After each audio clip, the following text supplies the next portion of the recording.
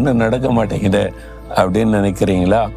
இன்றைக்கு உங்களுக்கு ஒரு வார்த்தை ஆண்டவர் தர்றாரு. என்னன்னு சொன்னால், ஏசாயா 35:3 தளர்ந்த கைகளை திடப்படுத்தி தள்ளாடுகிற முழங்கால்களை பலப்படுத்துங்கள்.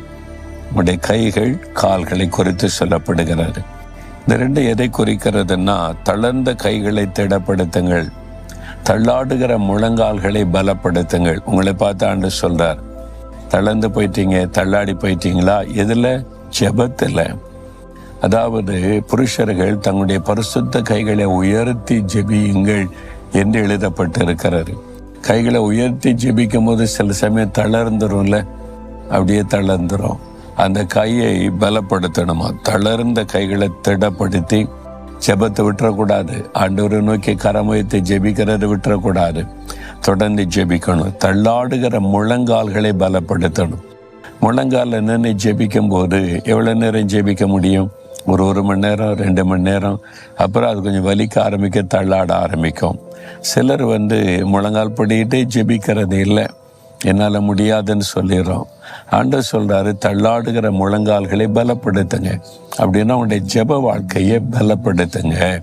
கரங்களை உயர்த்தி ஜெபிங்க, முழங்கால் படிக்கிட்டு ஜெபிங்க. இயேசு முழங்கால் படியிட்டு ஜெபித்தார். ஆண்டவர் சீஷர்களுக்கு கற்றுக் கொடுத்தார். பேதுரு முழங்கால் படியிட்டு ஜெபித்தார். பவுல் முழங்கால் படியிட்டு ஜெபித்தார். இதெல்லாம் வேதத்திலே நம்ம வாசிக்கிறோம்.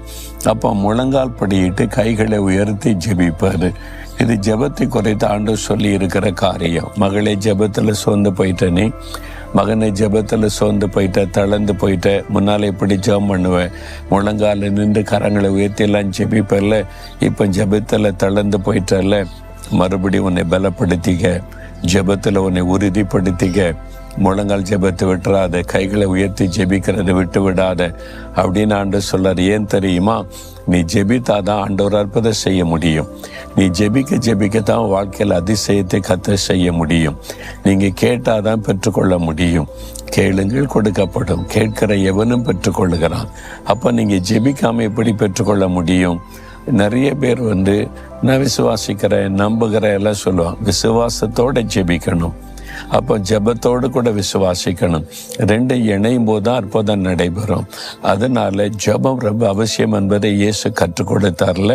அதனால உடைய ஜெப வாழ்க்கையை பலப்படுத்துங்க, முழங்கால் படியிடுங்க, கைகளை உயர்த்துங்க, ஆண்டவனுக்கு தெரியப்படுத்துங்க. உனக்கு என்ன பிரச்சனை மகளே, மகனே, உனக்கு என்ன பிரச்சனை, எதில் இன்னும் உங்களுக்கு அற்புதம் நடக்கலை, சொன்னு போகாதங்க. நீ உங்கள் ஜெபத்தை கேட்டு அற்புதம் செய்ய ஒரு ஆயத்தமாக இருக்கிறார்.